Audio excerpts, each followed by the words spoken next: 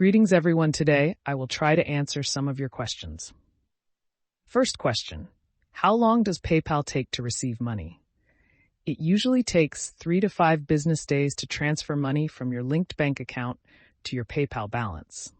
The money is removed from your bank account and the transaction is verified and processed through the Federal Reserve's ACH, Automated Clearinghouse, before being released to PayPal. Second question, how long does it take for PayPal to pay out money?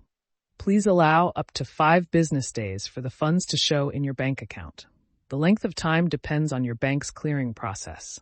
If a transfer fails due to incorrect bank information, your funds will return to your PayPal account.